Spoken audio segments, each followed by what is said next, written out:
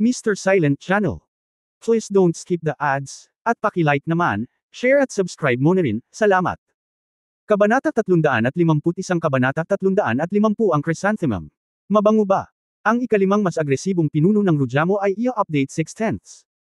Sa wakas ay lumabas si Gueji at tumakbo ng napakabilis. Bago lumabas ay sinulyapan niya ang dalawa ng makahulugan.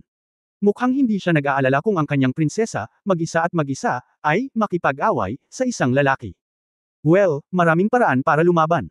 Bilang munting katulong sa tabi ng prinsesa, si Gueji ngunit marami akong natutunan.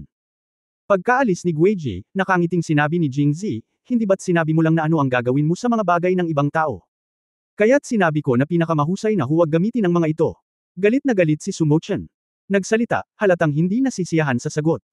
Ang dahilan kung bakit hindi kita pinahihintulutan na hilingin ito ay dahil gusto kong gumawa ng isang bote para sa iyo, isang natatanging pabango na tugma sa iyong ugali at nagpapalam sa mga tao na ito ay sa iyo kapag naamoy nila ito. Talaga. Sa sandaling sinabi niya ito, si Sumochen ang kanyang depensa ay nasira kaagad, at tumingin siya kay Jingzi ng may pag-asa at nagtanong. Ngumiti si Jingzi at tumango, at agad na ngumiti si Sumochen na parang bulaklak. Sa pagtingin sa eksenang ito, napaka-emosyonal ni Jingzi. Mahirap sabihin na mahirap para sa babae, pero madaling sabihin na simple lang. Mabilis na dumarating at nawawala ang galit. Angkop ang pamamaraan, sapat na ang isang pangungusap. Hindi kanila kailangan na kulitin siya sa mababaw na paraan, ngunit hayaan mong maunawaan mo sila ng malalim, ilipat siya, kiligin, at paiyakan siya. Kung tutusin, ang mga babae ay gawa sa tubig. Kailangan mong bigyan anong uri ng pabango ang dapat kong gawin. Alam ni Sumochen na ang bote ng Lihua Fragrance na ginawa ni Jingzi para kay Lu Li ay gawa sa mga bulaklak ng peras, isang homophone ng salitang peras sa kanyang pangalan. Kapag ipinahid mo ito sa iyong katawan, bibigyan ka nito ng sariwa at mabangong halimuyak. Ang halimuyak ng mga bulaklak ng peras ay kakaalat na magpaparamdam sa mga tao ng labis na pagkahumaling na hindi nila maalis ang kanilang sarili. Gawin mo ito para sa iyo. Nag-isip sandali si Jingzi, Plum Blossom. Plum Blossom. Ang makapal at mahabang pilik mata ay kumikislap, tumingin si Sumochen kay Jingzi at ngumiti, bakit Plum Blossom? Kasi, naaalala mo pa rin ako. Nasabi mo na ba ang pangalan mo? Bagaman ito ay nabahira ng alikabok, mayroon pa ring makapal na bakas ng tinta. Ibinuka ni Sumochen ang kanyang bibig, na nagpapakita na madalas niyang sabihin ito sa kanyang sarili. Oo, ikaw ay tulad ng marka ng tinta na iyon, malinaw at malalim. Kahit na nahawa ka sa ibang alikabok, ikaw pa rin. Kahit nasa malalim na palasyong ito, hindi ka talaga malayo. Tulad ng malamig na plum na namumulaklak, nag-iisa sa hangin na namumulaklak sa nyebe, at ang hardin ay puno ng halimuyak. Pakiramdam ni Sumochen ay mali ang kanyang sinabi, ngunit hindi niya ito masabi dahil punong-puno ng papuri sa kanya ni Jingzi ang kanyang isip kaya hindi siya makalingon, at medyo nalilito pa rin siya. Shame, hindi naman sa hindi ako mayabang, basta. Hindi ako mayabang kapag kasama kita. Sinabi ko na gumawa ako ng pabango para kay Sumochen para lang suyuan siya. Hindi ko inaasahan na ganoon pala siya kadaling lokohin. Nakahinga ng maluwag si Jingzi at biglang bumuti ang pakiramdam. Scum! Kung gayon, gawin natin ngayon. Nag-alinlangan si Jingzi, ngunit may kaunting kalabuan sa kanyang sinabi. Ngunit alam din niya na ang ibig sabihin ni Sumochen sa paggawa ay tiyak na hindi katulad ng naiintindihan niya, kaya mabilis siyang tumanggi, huwag kang maging katawa-tawa, kung mamumulaklak ang mga plum blossom, tatagal ito ng higit sa isang buwan. Plum blossom sa ika-12 lunar month. Kai, ito ang sinabi ni Jingzi tungkol sa plum blossoms na sinasadya, ngunit ayaw niya lang gawin ito ngayon. Kung ayaw mong gumawa ng mga plum blossom, maaari ka munang gumawa ng iba. Iba pa. Itinuro ni Jingzi ang bintana, sa oras na ito, karamihan sa mga bulaklak ay nalanta, ano ang magagawa natin? Bakit hindi natin hintayin ang ika-12 buwan ng lunar para gawin ito? Hindi, kailangan kong gumamit ng ibang floral scent sa halip. Ito. Parang medyo galit pa ang mayabang na si Sumochen. Pagkatapos sabihin iyon, hindi alintana ang pagkataranta ni Jingzi, naglakad siya patungo sa pintuan at sinabing, Gueji, tumigil ka sa pag-eavesdrop at pumasok ka. Sa pamamagitan ng isang, langit-ngit, itinulak ang pinto. Ang ekspresyon ni Gueji ay gaya ng dati, walang anumang kahihiyan na mahuli. Kamahalan, gusto mo bang pumunta sa Royal Garden? Tumango si Sumochen, tinulak si Jingzi at naglakad palabas. Sa totoo lang, narinig at nakita lang ni Jingzi ang Royal Garden sa TV. Ang hardin na nakita niya pagkarating niya sa mundong ito ay kasing laki ng Royal Hunting Ground at kasing ganda ng likod na hardin ng Protector's Mansion na pinuntahan niya kahapon. Sa kanyang opinyon, ito ay medyo maganda.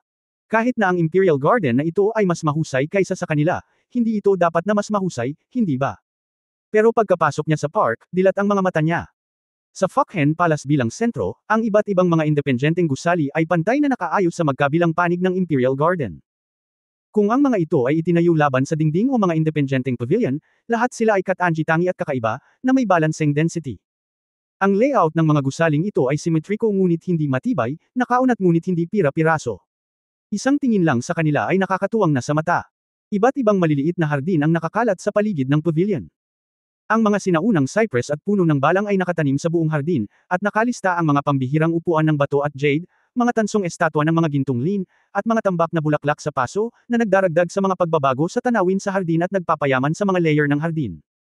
Sa kasamaang palad, gaya ng hula ni Jingzi, sa huling bahagi ng taglagas na ito, bagamat maraming nakapaso na halaman sa hardin, karamihan sa mga ito ay may mga kalat-kalat na sanga at dahon na natitira. Matagal nang nalanta ang dalawang puno ng osmundas na kasing kapal ng yakap. Ang lupa ay naging dilaw at natuyo. Tingnan mo, may mga bulaklak ba dito? Buong pagmamalaking sinabi ni Jingzi, mas mabuting maghintay ako hanggang sa 12 buwan ng lunar, kapag namumulaklak ang plum, at pagkatapos ay gagawa ako ng plum blossom incense para sa iyo. Matigas na umiling si Sumochan at tumingin kay Gueji, sa napakalaking hardin na ito, wala na bang bulaklak? Oo, kamahalan.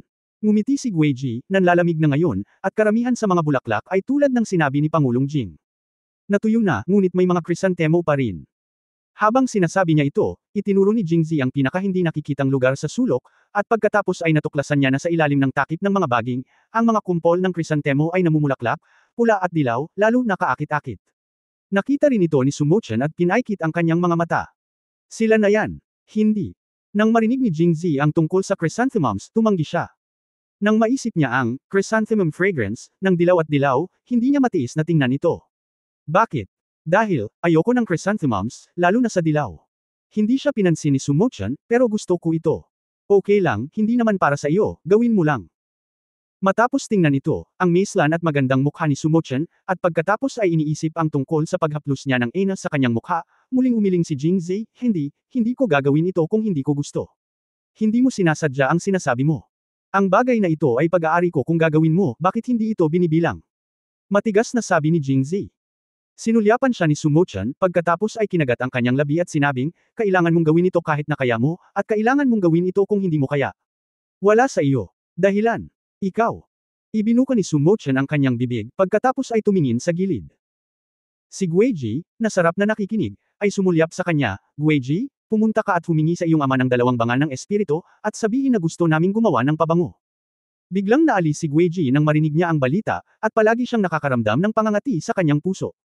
Tanong niya pabalik, ngunit kamahalan, hindi pa pumayag si Pangulong Jing, kaya bakit ka hihingi ng matapang na alak? Kung sa huli ay hindi pumayag si Pangulong Jing at hindi magawa ang pabango, hindi ba nakakahiyang magtanong ang kamahalan? Ikaw lang. Masyadong madaldal. Sinaman siya ng tingin ni Sumochan. Papayag siya pagbalik mo. Oh. Sa pagbabalik tanaw sa kanilang dalawa, at ubiling umalis si Gueji. Kabanata 352 Aling Paa ang unang pumunta sa opisina ng pahayagan. Unang update. Sa sandaling umalis si Gueji, malamig na sinabi ni Sumochan, kung hindi mo gagawin, magrereklamo ako sa aking ama, na sinasabing sinilip mo ako noong nasa Yongzhou ako. Katawan, 2 pagkatapos ng lahat, walang salita ang nasabi, at si Sumochan ay namula at ibinaba ang kanyang ulo. Ilang beses ko na bang sinabi sa iyo, aksidente, hindi mo ba naiintindihan? Kung gusto ko, hindi ko na kailangan sumilip. Pwedeng pumila ang mga babaeng gustong tingnan ko mula Jingzhou hanggang Yongzhou, sabi mo kailangan kong sumilip. Kung gayon sino ang nakakaalam? Sumimangot si Sumochan, hindi ba't lagi ninyong sinasabi na ang mga domestic na bulaklak ay hindi kasing bango ng mga ligaw na bulaklak? Natigilan si Jingzi, ngunit hindi niya inaasahan na marami itong alam. Umikot ang kanyang mga mata at seryosong sinabi, hindi ba't sinabi mo na tayo ay sariling bayan at huwag nang umaapi sa iba batay sa ating katayuan? Bakit, ngayon ay nais mong gamitin ang iyong kamahalan para apihin akong muli? Saglit na nag-isip si Sumochan, pagkatapos ay umiling, hindi, makikipag-usap ako sa iyo sa pangalan ng isang ama at hindi ko gagamitin ang aking pagkakakilanlan para pilitin ka. Sa wakas nagawa ito ni Jingzi. Hindi mahalaga kung magsampa ng reklamo si Sumochan o hindi, ang pangunahing bagay ay gusto lang niya itong tulungan na matupad ang kanyang hiling.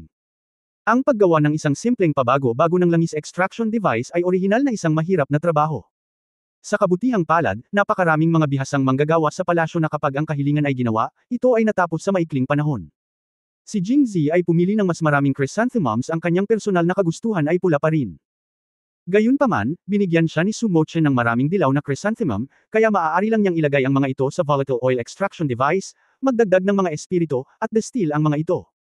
Sa halos isang kapat ng isang oras, ang chrysanthemum fragrance ay dahan-daang umaagos palabas. Kumuha ng kaunti si Sumochen at ipinahid ito sa kanyang katawan. Matapos maamoy ito, medyo nasiyahan siya. Dapat amoy mo rin, napakabango. Nakangiting tumanggi si Jingzi, hindi, allergic ako sa chrysanthemums. Habang sinasabi niya iyon, hindi niya namamalayan na tumingin sa ilang bilog at nakausli na bahagi ng ibabang bahagi ng katawan ni Sumochen. Tuwang-tuwa si Sumochen sa pabango. Nang marinig niya ang pagtanggi niya, tumangala siya sa langit. Nako, napakabilis ng oras. Tanghali na. Oras na para kumain. Sinabi ni Guiji, kamahalan, ang pagkain ay inihanda na sa Fakhen Palace. Ang kamahalan ay maaaring bumalik at kumain. Tumango si Sumochen, at pagkatapos ay sinabi kay Jingzi na ngumiti at sinabing, nahihirapan ka talaga ngayon. Siya. Malapit na siyang maghapunan, ito ang unang pagkakataon na kumain ng pagkain mula sa Imperial Dining Room. Kung iisipin, medyo nasasabik pa rin siya, kaya binago ni Jingzi ang dati niyang pagtutol at ngumiti sa kanyang mukha. Nakangiti niyang sinabi, dapat. Okay, then you bumalik ka na. Isang pahiwatig ng tuso ang sumilay sa mga mata ni Sumochen, at itinaas niya ang lelayan ng kanyang palda at tumakbo pabalik, naiwan si Jingzi na nakatayo doon. Ang lupa ay nababato. Naloko. Ang mga alagad ay tinuruan na patayin sa gutom ang guro. Kung alam niya ito, dapat ngayon niya lang iniligtas ang buhay niya. Inis na naisip ni Jingzi. Pagkalabas ng Imperial Garden, si Sui Shouyuren ay nagbantay sa pintuan. President Jing, nagsaya ka ba sa Imperial Garden? Ngumisi si Jingzi, ano sa palagay mo, General Sui? Bilang katiwala ni Emperor An, nabalitaan niyang gustong gamitin ito ni Jingzi nang pumunta si Guiji para humingi ng alak. Si Juho ay gumawa ng pabango para sa prinsesa, at hindi lamang bamantong hininga sa kanyang puso, hindi nakakagulat na nagawa niyang makuha ang pabor ng prinsesa ng mag-isa, talagang mahusay siya dito. Maganda siguro. Sabi niya, nakatingin sa mukha ni Jingzi, at nagpatuloy sa pagpuri, ang mukha ni President Jing ngayon ay parang. Bilang isang general ng militar, normal at nakakainis na ang bokabularyo ay hindi makakasabay sa tren ng pag-iisip. Sa isang nakakahiyang sandali, bigla niyang naisip ang hanay ng mga chrysanthemum sa Imperial Garden, pumalakpak ang kanyang mga kamay at tumawa, mukhang malalaking golden chrysanthemum na namumulaklak. Pagkatapos sabihin ito, labis na nasiyahan si Sui Shouyuren, at lumabas na mayroon din siyang mga katangiang pampanitikan. Nagdilim ang mukha ni Jingzi, at tinapik niya si Sui Shouyuren sa balikat, General Sui, kung hindi mo alam kung paano gumamit ng mga salita sa hinaharap, maaari mo bang ihinto ang paggamit nito ng walang taros? Madali itong makaramdam ng sakit sa mga tao pagkatapos marinig ang mga ito. Naghihintay na makita si Jingzi. Pagkalabas ng palasyo, bumulong si Sui Shouyuren sa kanyang sarili, itong krisantemo. Paano ito masakit? Nang lumabas siya ng palasyo at nakita ang pamilyar na mukha ng Pai, naramdaman ni Jingzi ang pagiging palakaibigan. Kamusta ka, sinusundan mo ba? Tumango si Hanhan, tahimik akong nagbabantay sa labas ng pinto nila kinaumagahan.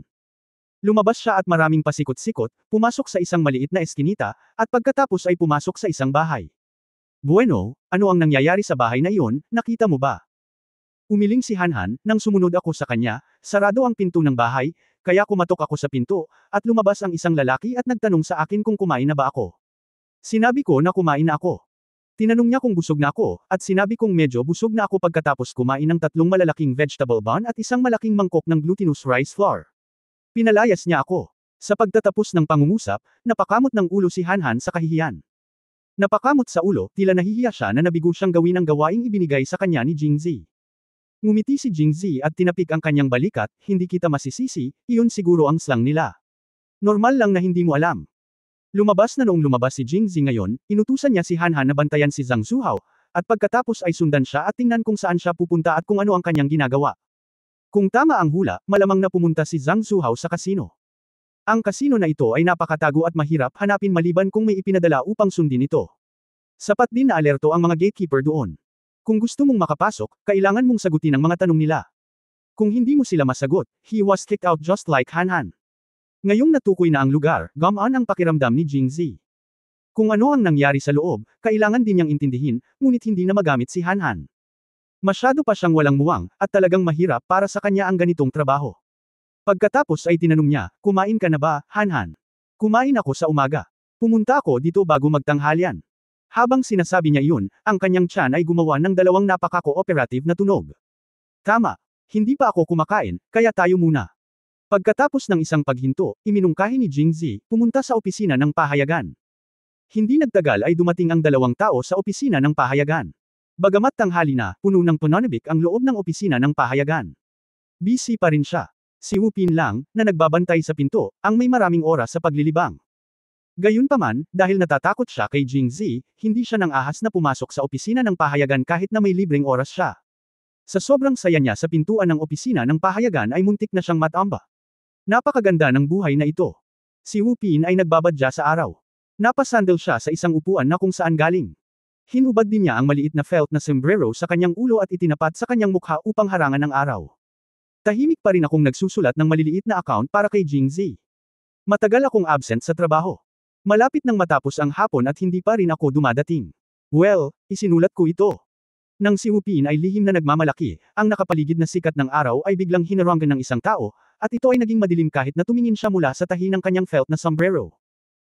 May mga tao pa ring naglalakas loob na pagtakpan ng aking young master.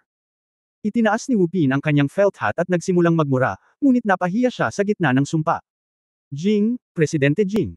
Walang ekspresyong tumango si Jingzi, anong oras ka dumating sa opisina ng pahayagan ngayon? Ayon sa sinabi ni Pangulong Jing, dumating ako bago maghating gabi, mas maaga kaysa sa iba. Sa puso niya, lihim na ipinagmamalaki, gusto mong humanap ng mali. Panaginip. Well, tama, kung gayon, saan ka unang lumipat sa opisina ng pahayagan? Sa sandaling lumabas ang tanong na ito, natigilan si Wu Pin sa mismong lugar, sino ang nakakaalala nito? Chapter 353 Making Friends Out of Nowhere, pangalawang update. Sa wakas ay binugbog ni Jingzi si Wu Pin dahil sa pag-alis sa opisina ng pahayagan gamit ang kanyang kaliwang paa. Siya ay labis na naagrabyado at tinanong si Jingzi kung anong uri ng mga patakaran ito. Sinagot siya ni Jingzi, ako ang panuntunan. Wala nang ibang paraan, kaya lang lunukan ni Wu Pin ang pagkawala ng pagiging pipi sa teritoryo ng ibang tao, at naisip ko, tinitiis ko ba ang kahihiyan at sinusubukan akong itaboy sa ganitong kasuklam-suklam na paraan? Hindi pwede. Hindi lang ako aalis dahil gusto kong mangolekta ng maruming impormasyon tungkol sa iyo. Papaalisin na kita sa loob ng ilang araw. Gayunpaman, napakalupit niya. Ang sakit pa rin ng ulo ko. Dapat mong tandaan bukas na hindi ka maaaring pumasok sa opisina ng pahayagan gamit ang iyong kaliwang paa. Nandito na si President Jing. Pagpasok ni Jingzi sa opisina ng pahayagan, agad na kumulo ang loob. President Jing, ang mga pahina ng aming departamento ay naiprint na. Ito ay isang tao mula sa Entertainment Department na humihingi ng kredito. President Jing, nagsimulan na ring mag-print ang mga pahina ng aming departamento. Ito ay isang tao mula sa Literature Department na humihingi ng kredito. President Jing, kapag natapos na silang mag-print, magsisimula na rin kaming mag-print. Ito ay isang tao mula sa Military Department na humihingi ng kredito. President Jing, ang aming manuskrito ay nasuri na. Ito ay isang tao mula sa Current Affairs Department na humihingi ng kredito. Nang maglaon, dumating din ang mga tao mula sa Departamento ng Pakikipanayam at Departamento ng Pag-imprenta upang iulat ang kanilang trabaho kay Jingzi. Ang lahat ay tumatakbo ng normal at walang mga pagkakamali. Si Jingzi ay nasiyahan at pinuri sila. Sa oras na ito, si Xiongsan, ang ministro ng buhay, ay lumakad na umiiyak. President Jing, walang kinalaman ang aming departamento. Pumunta dito si Jingzi para lang sa bagay na ito at nakangiting nagsabi, malapit na itong matapos, at mahirap ang gawain. Kailangan namin kayong makipagtulungan sa departamento ng panayam. Kaya sabi niya, magkahiwalay na nagtipon ang mga tao mula sa magkabilang departamento. May taya ba sa inyo? Nang marinig ito, natigilan ang lahat at agad na umiling. Sa Angguo, ang pagsusugal ay hayagang ipinagbabawal ng batas. Kung maglakas loob kang sumugal, pagmumultahin ka at pag-aaralan, o ikukulong. Sino ba ang may lakas ng loob na magsabi na sumusugal siya sa mukha niya? Huwag kang matakot, nagtatanong lang ako bet mong wala akong gagawin sa iyo.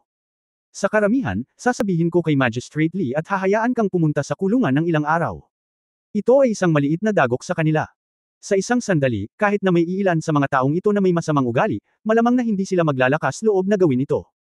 Okay, I believe you are not into this, but do you know friends or something, at marami ka bang alam tungkol dito? Halimbawa, kapag pumasok ka sa kasino, may nagtatanong sa iyo kung kumain ka na, paano mo sasagutin? Itanong mo kung busog ka na. Paano mo sasagutin para ipakita na veterano ka na at hindi mapapaalis? Nagkatinginan pa rin ang lahat, walang nang ahas na magsalita. Ano ang kinakatakutan mo? Ito ay para sa trabaho, naiintindihan mo ba? At saka, may mga sinabi akong slang at rules sa pasukan ng kasino, posible bang niloko ko pa ang sarili ko? Ano ang iyong kinakatakutan? Sa wakas, idinagdag niya, ito ay nauugnay sa kung ang seksyon ng buhay ay maaaring maging hotspot na seksyon ng unang isyu ng pahayagan. Kung hindi mo alam, wala akong magagawa. Nang marinig ito, kinabahan ang mga tao sa live section, lalo na ang ministrong si Xiong San. Sinabi ni Jing Zi sa kanila noon na hindi lamang nakikipagkumpetensya ang bawat departamento sa sarili nito, kung sino ang magaling ay magiging ministro, ngunit mayroon ding kompetisyon sa pagitan ng iba't ibang departamento. Aling seksyon ang pinakasikat sa mga tao, bibigyan sila ng malalaking bonus ng paisa-isa. Ang orihinal na Xiong San ay walang anumang matayog na ambisyon.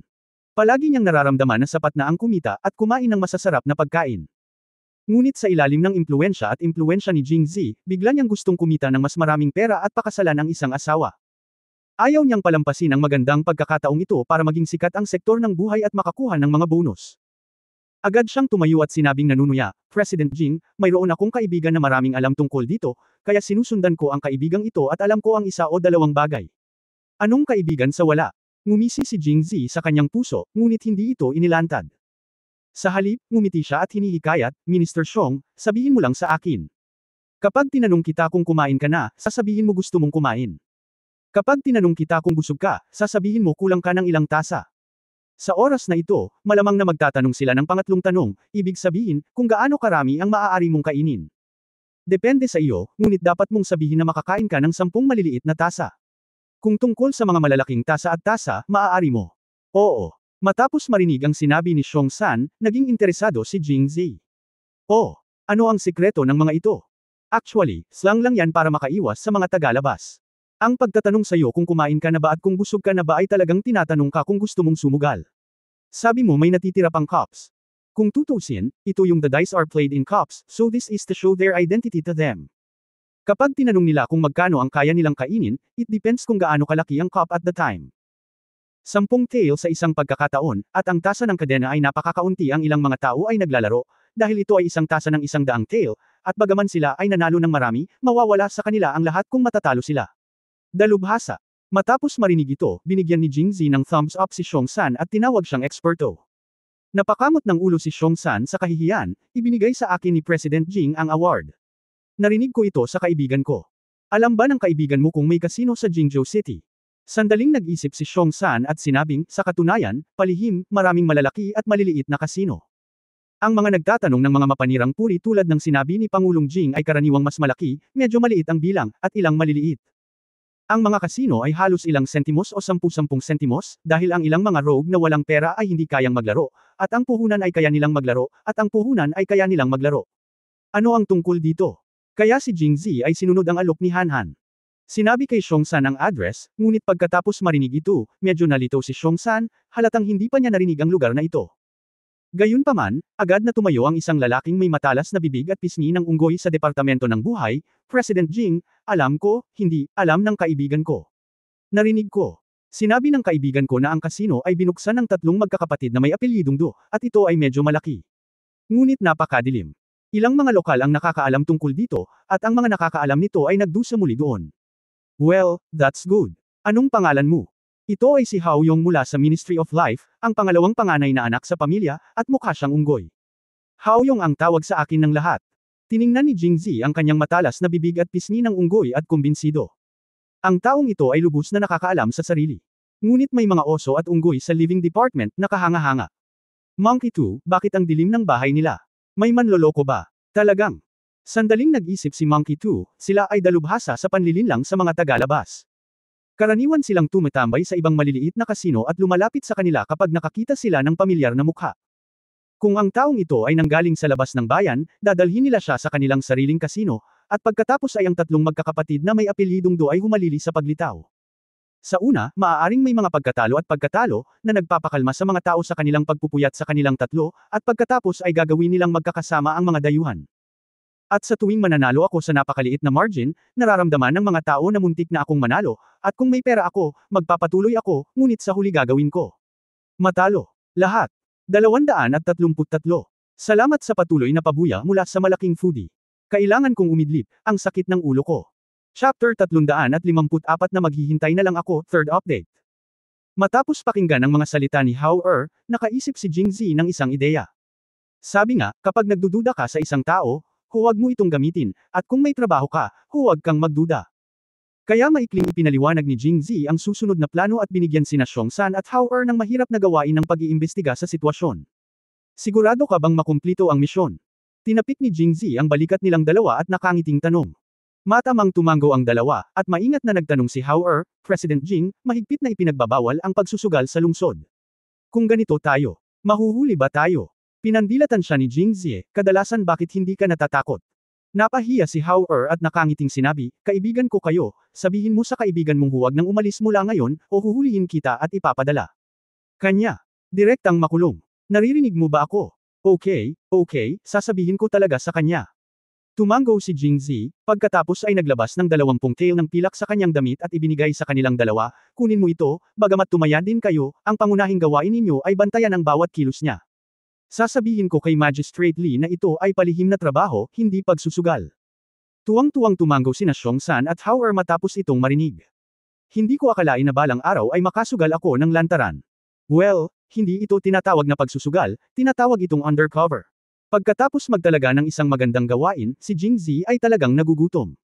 Pagkalabas ko sa opisina ng dyaryo, nag-isip ako at dumiretso sa Prime Minister's Mansion. Kuya. Agad na tumakbo si Zhu Tangwen, ang chubby boy, nang makita si Jingzi. Sumang-ayon si Jingzi, pagkatapos ay itinuro si Hanhan, humiling ka sa chef na ipaghanda siya ng pagkain, at pagkatapos ay maaari kanyang ituloy sa paglipad. Nagliwanag ang mata ni Little Fatty, at hinayla niya si Hanhan at tumakbo palayo. Dumating si Jingzi sa maliit na patio ni Zhou Xining sa likod bahay.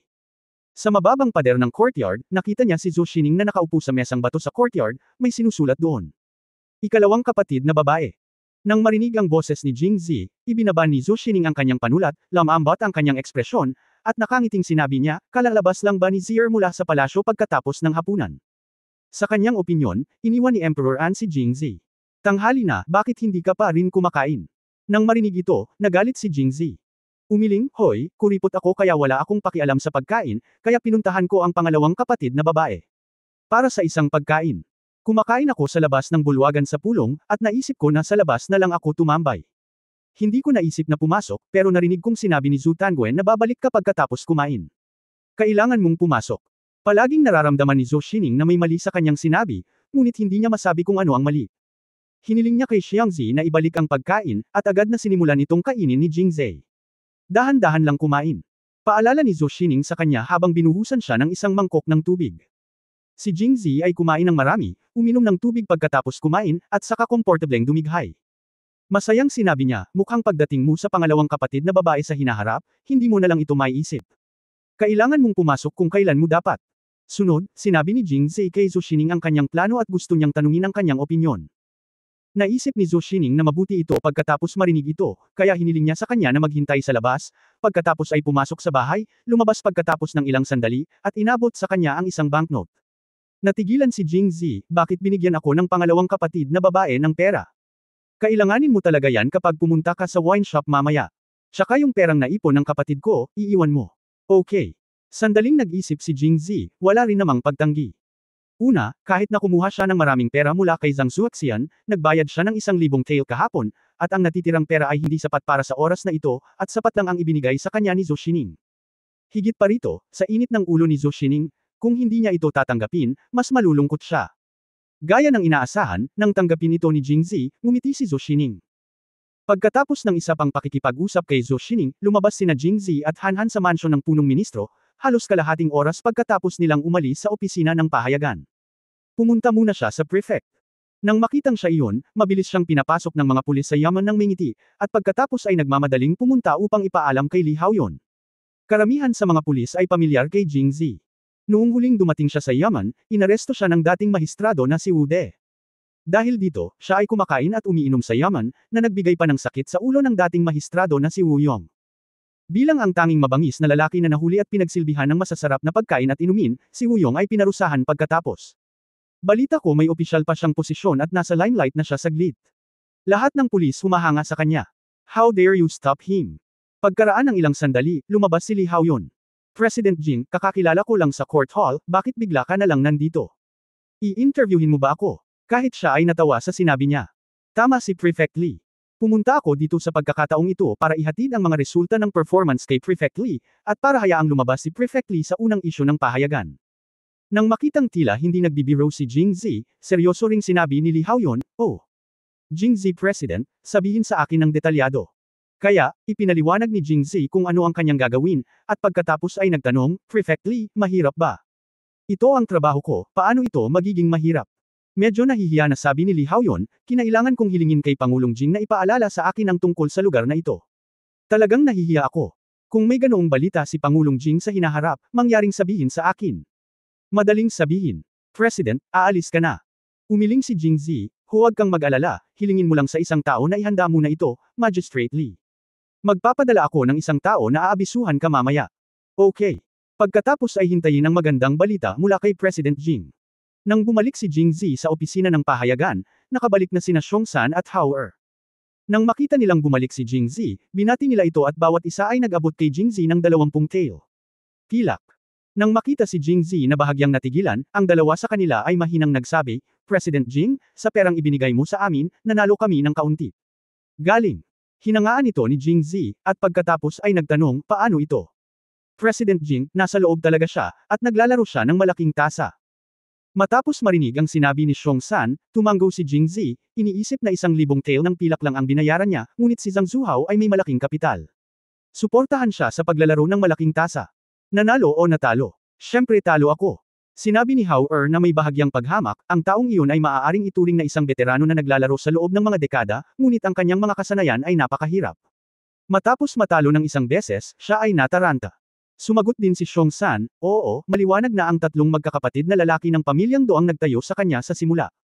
Si Zhang Zuhao ay nanalo ng ilang magkakasunod na maliliit na tasa. Akala niya ay swerte siya ngayon, kaya matapang siyang naglaro ng malaki. Ngunit bilang resulta, natalo siya mula simula hanggang dulo, natalo siya ng 11 laro ng sunod-sunod. Sa huli, hindi niya nais na humiram ng kapatid, ngunit hindi niya nais na humiram ng kapatid." Nang marinig ito, Jingzi. Naningkit ang kanyang mga mata, mukhang tinutulungan talaga ako ng Diyos. Kabanata 355 Kakayahang Pera, ika-4 na update. "Bakit ka nandito, Master?" Nang makitang lumitaw si Jingzi sa pintuan, dumating ang clerk ng wine shop upang batiin siya. "Bakit, hindi ako makakapunta?" Sumulyap si Jingzi sa kanya. "Hindi. Kaya lang, hindi ba nakipag-appointment ang young master sa ating tindera para kunin ang alak sa loob ng 3 araw? Bakit wala pang 1 araw pumunta siya rito?" Nakatingin din ang waiter sa mga pinggan at alam niyang mayaman si Jingzi, kaya nagsalita siya ng matino. "Nakakataya ako ng 1,000 pilak dito. Paano ako makakasigurado kung hindi ako madalas pumunta dito? Paano kung tumakas ka? No way. Paanong ang isang gawaan ng alak na kasing laki ng sa amin ay tatakas para lang sa 1,000 tael ng pilak?" Nakangiting sabi ng clerk, ngunit napakasama ng loob niya, "Ang amo sa likod ng aming tindahan ng alak ay ang prinsipe ng Jin, paano siya makakatakas ng 1,000 pilak lamang? Ang target namin ay ang buong Angwo. Kaya lang, hindi ko masabi ang impormasyong ito, kaya medyo nadidismaya ang clerk." Totoong hindi niya kayang magkunwari na napipilitan siyang magsalita, na isang ang malaking panghihinayang sa buhay. "Hindi ko masasabing sigurado." Kinagat ni Jingzi ang kanyang mga labi at nagtanong, "Kumusta ang espiritu?" Nang marinig ito, mas naging masigla ang lalaki.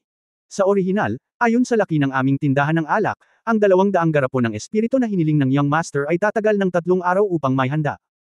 Ngunit nakita namin na nagmamadali ang young master, kaya't espesyal kaming nag-recruit ng mga tropa ngayong umaga at nagdagdag ng maraming kagamitan at manggagawa.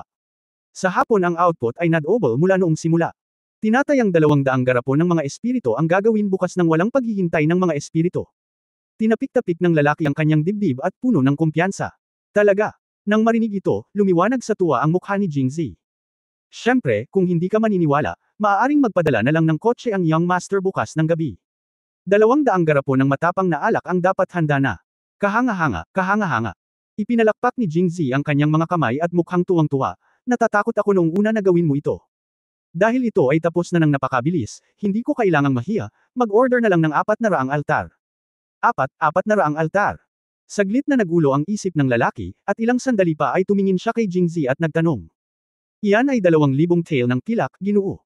2,000 taels lang." Ngumisi si Jingzi, saka inabot at naglabas ng ilang silver notes sa counter. Tuwang-tuwa ang waiter at sinabing, "Sandali lang, sir. Kakabalik lang ng tindera namin kanina pa, tatawagan ko siya ngayon." Pagkasabi noon ay nilagyan ng grasa ng waiter ang talampakan at tumakbo ng napakabilis. Kapag dumating ang isang malaking order, hindi lamang makakakuha si Zhang Zuhao ng malaking komisyon, ngunit ang mga taong ito ay makakakuha din ng mga bonus. Paano ka hindi masasabik? Puno ng pagkadismaya ang mukha ni Zhang Zuhao. Kahapon, frustrated siya sa boxing ring at proud sa casino. Wala siyang talo kahit isang laro, ngunit kalaunan ay tinawag siya pabalik ng kanyang clerk, na medyo nakakadismaya. Kaya't tumakbo siya sa kasino kaninang umaga, at nang magsimula siyang maglaro ng maliliit na tasa, ipinagpatuloy niya ang kanyang swerte mula kahapon, na nanalo sa lahat ng unang ilang tasa. Dati siyang nagpupunta sa maliliit na kasino, kung saan ang isang laro ay nagkakahalaga lamang ng 110 sentimo. Pagkatapos makarating sa kasino ng Pamilya Do, ang pinakamaliit na halaga ay isang tail ng pilak lamang, na masasabi lamang na lubhang kapanabik. Buti na lang at may kaunting pera na siya kaya niya. Kung tungkol sa malaking tasa, pinag-isipan din niya ito, ngunit wala pang 100 tail ng pilak, wala siyang sapat na kumpiyansa. Ngayon, na may higit sa 100 tail ng pilak sa kamay at isang bonus ng swerte, si Zhang Zuhao ay nakakaramdam ng pangangati. Sa simula ng malaking tasa, ang aking kapalaran ay ganap na nawala. Akala niya aksidente lang nang matalo siya sa unang laro. Matapos matalo sa ikalawang laro, naramdaman niyang mananalo siya sa susunod. Matapos matalo sa ikatlong laro, nagngangalit siya at naisip na kailangan niyang manalo pabalik. Pagkatapos ng 11 round, nawala sa kanya ang lahat. Noong una, gusto kong humiram ng pera sa bankero, ngunit na-kick out. Sa oras na ito, si Zhang Zuhao ay nananatili mag-isa sa silid, naka-cross-legged sa kama at umiinom. Nakaramdam pa rin siya ng kaunting panghihinayang, nagsisisi na ibinigay niya ang lahat ng pera niya kay Su Jinping kagabi. Kung alam ko ng mas maaga, binigyan ko siya ng 2 araw na pagkaantala, ginamit ko ang kanyang pera para sumugal sa isang malaking deal, at binayaran ko siya kung nanalo siya. Ang tindera. Sa oras na ito, kumatok ang clerk sa pinto. Anong mali? Narito na naman ang mahuhusay na lalaking iyon mula sa Jiangling. Ba, damgang nung talent. Ito ay malinaw na Jingzi. Nagmura si Zhang Zuhao sa kanyang puso, at pagkatapos ay naiinip na sinabi, sabihin mo lang sa kanya na pumunta at uminom ng alak kinabukasan bukas ng gabi. Wala pang 1 araw, bakit mo siya pipilitin? Pagkasabi noon ay inangat niya ang ulo niya at uminom ng alak. Tindero, hindi siya naririto para painumin tayo, kundi para bigyan tayo ng pera. Nang marinig ang salitang, pera, biglang tumalon si Zhang Zuhao mula sa kama, binuksan ang pinto at tumingin sa waiter, anong uri ng pera ang ibinibigay mo sa amin? Kaya, sinabi ng waiter kay Jingzi na hihingi siya ng 1 pang 400 garapon ng espiritu. Matapos marinig ito, nagliwanag ang mga mata ni Zhang Zuhao at dir-diretso siyang tumakbo palabas. Sumigaw ang waiter mula sa likuran, tindero, hindi mo pa nasusuot ang iyong sapatos, nasaan ang sapatos? Hindi man lang lumingon si Zhang Zuhao, sa pag-aakalang kumpara sa pera, papayag siyang tumakbong hubot-hubad, lalo pa nang walang sapin ng paa. Hey, nandito na naman si Mr. Jing. Nagmamadaling tumakbo si Zhang Zuhao. Nang makita niya si Jingzi na nakatayo pa rin sa may counter, tumalikod siya at sinipa ang waiter na kakatakbo lang. Medyo nataranta ang lalaki. Si Young Master Jing ay may katanji tanging katayuan. Bakit hindi ka maghanda ng isang kaldero ng masarap na tsaa at pagsilbihan siya pagdating niya rito? Ayaw ni Jingzi na panoorin siyang kumilos, ngunit nagtataka siyang nagtanong, paano nalaman ng shopkeeper Zhang ang aking pagkakakilanlan? Hehe. Pinunasan ni Zhang Zuhao ang kanyang mga kamay at nahihiyang sinabi, sikat na sikat si Mr. Jing. Bulag ako at hindi ko nakilala si Mr. Jing noon. Ang ugali ni Zhang Zuhao sa pagkakataong ito ay ganap na kabaligtaran ng kahapon, dahil natatakot siya. Ang pagkakakilanlan ni Jingzi. Halatang hindi, dahil kahit nasa kondangan siya ng Crown Prince of Jin, mababa pa rin ang tingin niya sa isang batang opisyal mula sa 5th rank. Ang dahilan kung bakit siya nagkaganito ay dahil si Jingzi ay may kakayahang kumita ng pera, at kailangan niya ang kakayahan ni Jingzi ngayon. Sabi nga sa kasabihan, ang ina ay ina kung may suso. Hanggat si Jingzi ang magbabayad nito, ngayon ay matatawag na niya itong daddy, huwag kailanman maliitin ang determinasyon ng isang sugarol kapag gusto niyang bumalik. Kinurot ni Jingzi ang kanyang mga labi, naramdaman na mabilis na nagbago ang mukha ni Zhang Zuhao na medyo nakakadiri, okay, dahil alam mo rin ang aking pagkatao, dapat alam mo rin na hindi ako kapos sa pera. Itinuro niya ang lalaki sa likod niya, ang sabi lang niya, malaki ang pag-improve ng level ng paggawa ng spirits ng winery mo, at makakagawa na ito ng 200 garapon ng spirit bukas ng gabi. Kung ganoon, uulitin ko. Ibibigay ko sa iyo ang pera para sa pag-order ng 400 jars of spirits, pero kailangan ko pa ring magsulat ng deposit slip, okay? Oo, talagang. Sa sandaling ito, ang tanging naiisip ni Zhang Zuhao ay ang pagkuha ng pera. At pagkatapos ay pumunta sa Du Brothers Casino para ibalik ang lahat ng perang nawala sa kanila noon, at wala nang pakialam sa kahit ano pa. Nang makita ang kanyang naiinip na hitsura, umiling si Jingzi, iniisip na ang Crown Prince of Jin ay isang stick lang. Kung maglakas loob siyang makipagtulungan sa gayong sugarol, siya ay itinuturing na isang tao. Nang walang sabi-sabi, ang transaksyon ay mabilis na natapos sa isang mapayapang kapaligiran na may pera sa isang kamay at ang deposito ay nasa kabilang kamay. Kabanata 356 hindi inanunsyo na pagbisita, ang ikalimang mas agresibong pinuno ng Rojamo ay idinagdag 7/10. Ayon sa normal na pag-iisip ng mga tao, ang kasalukuyang Jingzi ay masyadong tanga. 3,000 tael ng pilak ang binigay ng libre nang hindi nakikita ang alak. Kung talagang tumakas ang kabilang partido, wala siyang lugar para umiyak. Ngunit hindi natatakot si Jingzi. Ang pinakakinabahala niya ay si Zhang Zuhao ay hindi nang ahas na tanggapin ito. Ngayong tinanggap na niya ito, magiging mas madali na ang susunod. Pagkalabas ng wine shop, kinuha ni Zhao Wei ang ilang miyembro ng interview department at si Xiong San, ang direktor ng life department, upang magtago sa isang malapit na eskinita. Mukha siyang palihim na hindi siya mukhang mabuting tao. Nang dumaan si Jingzi, nagtanong si Zhao Wei, President Jing, ang ating pahayagan ay isa ring departamento sa ilalim ng jurisdiction ng kanyang kamahalan. Bakit kailangan nating maging parang mga magnanakaw at hindi ba tayo maaaring maging mas mataas? Sinipa siya ni Jingzi, alam mo ba kung ano ang martilyo? Mayroong dalawang uri ng panayam, bukas na panayam at patagang panayam. Ang tagol na panayam ay mga panayam sa mga taong gumagawa ng masama. Kung pupunta ka doon ng lantaran, hindi ba tatakas ang iba? Sabi ni President Jing, sabi niya. Yun. Tama na.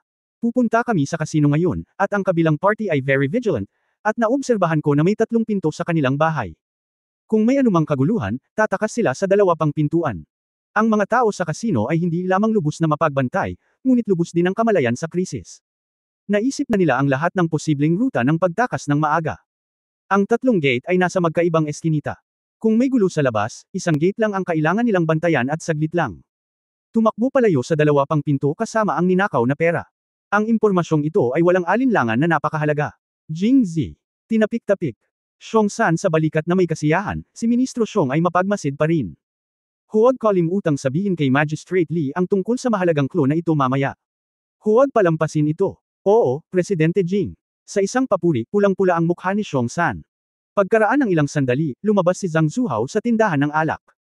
Nang makita ito, hiniling muna ni Jingzi kay Zhao Wei na pumunta sa yaman at abisuhan si Li Haoyun na dalhin ang isang tao, habang tahimik siyang sumunod kasama ng iba pang mga tao. Dahil marami siyang dalang pera, magaan si Zhang Zuhao sa kanyang mga paa. Dati-rati ay sadyang lumihis siya para tingnan kung may sumusunod sa kanya, ngunit ngayon ay ganap na siyang hindi nag-iingat, at ang kanyang puso ay lumipad na sa mesa ng sugal, handang manalo ng malaki. Nakarating sila sa labas ng Duja Casino ng madali. Pagkatapos ng ilang simpleng salita, bumukas ang pinto ng kasino. Nang makita ng lalaking nagbabantay sa pinto na si Zhang Zuhao yun, hindi niya agad pinapasok. Di ba kaninang umaga lang nawala lahat ng pera mo? Bakit nandito ka na naman? Sabi ko naman sa'yo, hindi ka namin mapapahiram dito. Malamig nang umuso si Zhang Zuhao at itinapon ang papel de bangko.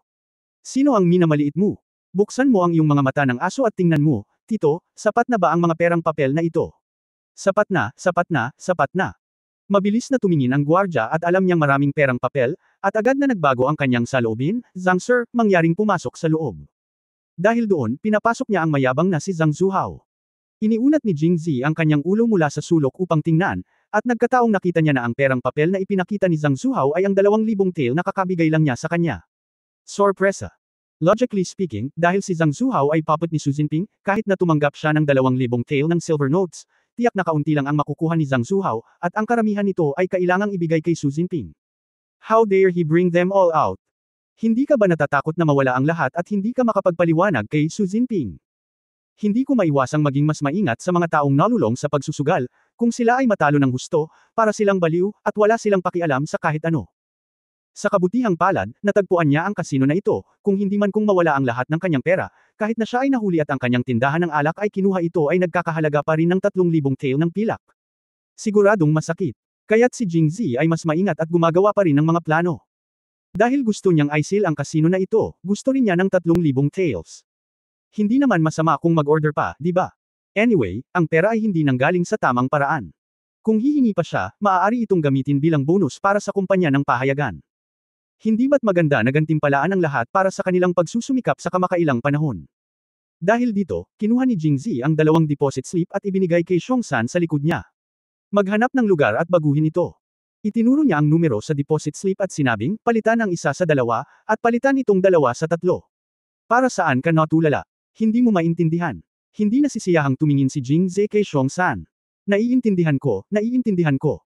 Pagkatapos sabihin iyon, naubos ni Xiong San ang deposit slip, at ang paghanga kay Jingzi sa kanyang puso ay parang isang malakas na ilog, tuloy-tuloy. Si President Jing ay talagang walang talentong presidente. Hayaan siyang maging ministro ng Ministry ng Kita, at ang kaban ng Angguo ay mapupuno. Humigit kumulang 1/4 ng 1 oras, dumating si Li Haoyun na may kasamang humigit kumulang 100 mga umaaresto, at nang siya ay tumangala, bawat manghuhuli lahat sila ay armado at nasa mataas na espiritu. Medyo nalito si Jing Zi, bagamat iminungkahi kung magdala ng mas maraming pulis para arestuhin ang mga tao, hindi natin kailangan ng napakaraming tao. Ngunit ipinaalala pa rin niya sa kanya, Prefect Lee, narinig ko na bukod sa dalawang pintong ito, may dalawang maliit na gate sa kabilang panig ng bahay na ito. Maglalaan si Prefect Lee ng ilang tropa para bantayan ang dalawang gate na iyon. Mag-ingat sa pagtakbo nila. Ngumiti si Li Haoyun at sumulyap. Kay Jing Zi, President Jing, huwag kang mag-alala. Ang iba pang dalawang opisyal ng sekta ay nagpadala na ng mga tao upang bantayan sila. Pareho sila ng mga tao at walang sinuman sa kanila ang makakatakas. Na nakaturo sa mahigit 100 detective. Si Jing Zi ay ganap na natulala. Kasabay nito, mahigit 200 pulis ang ipinadala, at lahat ng nasa yaman ng Jingzhou Prefecture ay natatakot na lumabas. Labis na ipinagmamalaki ni Li Haoyun. Gaya ng sinabi ni Jing Zi, ito na talaga ang panahon para pataasin ang performance. Ang batas ng daan ay malinaw na nagbabawal sa pagsusugal, ngunit ito ay patuloy na ipinagbabawal. Bukod dito, ang mga taong nagbubukas ng mga kasino ay napakatuso, at ang lokasyon ng kasino ay partikular na nakatago. Sa pangkalahatan, ang mga bahay sa paligid ng kasino ay bibilhin at ililibre nila, dahil lang sa takot silang maiulat. At tulad ng Du Family Casino, kailangan mo pa ring ipasa ang lahat ng uri ng slang bago ka makapasok. Sa makatuwid, ang mga ordinaryong tao na hindi naglalaro ng ganitong uri ng bagay ay hindi alam ang pagkakaroon ng ganoong lugar. Kung walang impormante, mahirap malaman ng gobyerno. Kahit na alam nila, kung mahuli nila ang isa, ang pangalawa at pangatlo ay lilito sa ibang pagkakataon, kaya sa tuwing pagkatapos na maupo ang prefect, siya ay nababagabag sa problemang ito. At si Li Haoyun ay nanunungkulan lamang. Not to mention the common people, hindi man lang siya pamilyar sa kanya sa court, kaya nang mabalitaan niya na si Jing Zi ay tataas ang performance niya, tuwang-tuwa siya. Sa napakagandang pagkakataon at promosyon sa pahayagan, kahit na walang konsepto ng live na broadcast sa panahong ito, naramdaman niya ang pakiramdam na ito, kaya pagkaalis ni Jing Zi, hinailan niya ang lahat ng aktibong ahente sa yaman at ginawa ang What a Pep Rally, lumabas ng buong lakas. Pagtingin kay Jing Zi, natawa pa siya. Kailangan mong bumuo ng isang magandang relasyon sa kanya sa hinaharap at hayaan siyang higit na isipin siya kapag may nangyari sa kanya na maganda ang ganito. Kailangan niya ng publisidad, at kailangan ni Jing Zi ng opisyal na tulong, para mapatay niya ang dalawang ibon gamit ang isang bato. Kabanata 357, Paghuli ng pagong sa isang urn, unang update. Ang perimeter ay handa na, naghihintay lamang na makuha. Prefect Lee, na kinuha ni Zhang Zuhao ang lahat ng deposito na ibinigay ko sa kanya para magsugal sa kasino, at malamang natalo niya ang lahat ngayon. Matapos isara ang kasino, maibabalik ko ba ang pera ko? Siyempre naman. Li Haoyun, napangiti ako, iniisip na malaki ang naitulong mo sa akin, at hindi maliit na bagay ang tumulong sa iyo na makabalik ng pera. President Jing, may kabuuang 3,000 tael ng pilak, tama ba? Naalala niya na sinabi ni Jing Zi sa kanya nang pumunta siya sa gobyerno ngayon lang na nagdeposito siya ng 1,000 tael kahapon at nagplanong magdeposito ngayon ng 2,000 tael, na umabot sa eksaktong 3,000 tael. Hindi, mali itong naalala ni Magistrado Li. Hindi. Natigilan si Li Haoyun saglit, pagkatapos ay gumaan ang loob. Tutal nakapusta na siya ng 1,000 tael kahapon. Malamang napag-isipan niya ito at hindi siya naglakas loob na tumaya ngayon kaya pansamantalang nagbago ang isip niya. Ayos lang, medyo marami ang 1,000 tael ng pilak. Pagkatapos masil ang kasino, ibabalik ko talaga kay President Jing. Mar-engel na sabi ni Li Haoyun. Ikanaway ni Jing Zi ang kanyang kamay, President Li, nagkakamali ka, ang ibig kong sabihin ay higit sa 3,000 tael. Pagkatapos niyang sabihin iyon, tumalikod siya at inilahad ang kanyang kamay kay Xiong San. Agad namang ibinigay ni Xiong San ang 2 deposit slip. Hindi man lang sila nilingan ni Jing Zi. Direkta itong ibinigay kay Li Haoyun. Higit sa 3,000 taels. Si Li Haoyun ay may tandang pananong sa kanyang mukha. Nang kunin niya ang deposit slip at tingnan iyon ay halos maging berde ang mukha niya. Nang makitang mali ang kanyang ekspresyon, nagtanong si Jing Zi, Prefect Lee, bagaman ang 5,000 tael ay medyo malaki, ngunit sa deposit slip dito, hindi ito maaaring peke, di ba? Ano ang iyong ekspresyon? Para akong nanlilinlang. Ayaw ni Li Haoyun, nagsalita siya at direktang ibinalik ang deposit slip. President Jing, tingnan mo ang iyong sarili. Oh, kinuha ni Jing Zi ang deposit slip nang may pagdududa. Ang pinakakatulad na bagay sa pagitan ni Ang Guo at ng kanyang panahon ay ang mga karakter dito ay mga pinasimpleng karakter din, kaya sa tuwing gumagamit si Jing Zi ng kaligrapya para magpakitang gilas, lagi siyang walang problema. Bagamat maaari rin siyang gumamit ng mga tradisyonal na karakter na Chino, hindi siya kasing dali ng mga pinasimpleng karakter. Ang dahilan kung bakit pinalitan niya ang deposit slip mula sa 1,000 tael at 2,000 tael sa 2,000 tael at 3,000 tael ay para mas madaling magsulat. Nagdagdag lang siya ng 2 krus sa mga ito, kaya hindi ito makita ng mga tagalabas. Kinuha ko ang deposit slip at tinignan ito. Sa katunayan, ito ay 2 at 3 dito, ngunit hindi ito binago mula sa orihinal na mga salita. Sa halip, ang isa at dalawa ay X ng panulat, at ang dalawa at tatlo ay isinulat ng magkahiwalay. Hindi katakatakang ganoon ang ekspresyon ni Lee Hao-yun. Masyadong clumsy yung fake traces, di ba? Sa puntong ito, kahit na peke ito, makakagat lang ng bala si Jing Zi at gawin itong totoo. Prefect Lee, alam mo rin na hindi mo maiwasang kabahan kapag nagsusulat. Normal lang naman na magkamali ng isa o dalawang salita kapag kinakabahan ka, di ba? Nag-isip sandali si Lee Hao-yun at kinumpista pa rin ito. Ang pera sa kasino ay wala sa ilalim ng kanyang sariling kontrol, kaya maaari niyang kunin hanggat gusto niya pagkatapos ng lahat. Ang prinsipe at si Grandmaster Hao ay lubos na maasahin sa kanya, at sa pagkakataong ito siya ay gumawa ng ganoong pabor sa kanyang sarili. Isipin mo ito bilang pagbebenta sa kanya ng isang pabor, at aalagaan niya ang kanyang sarili sa hinaharap. Sa pag-iisip nito, ngumiti si Lee Hao-yun at nagsabi, tama si Pangulong Jing.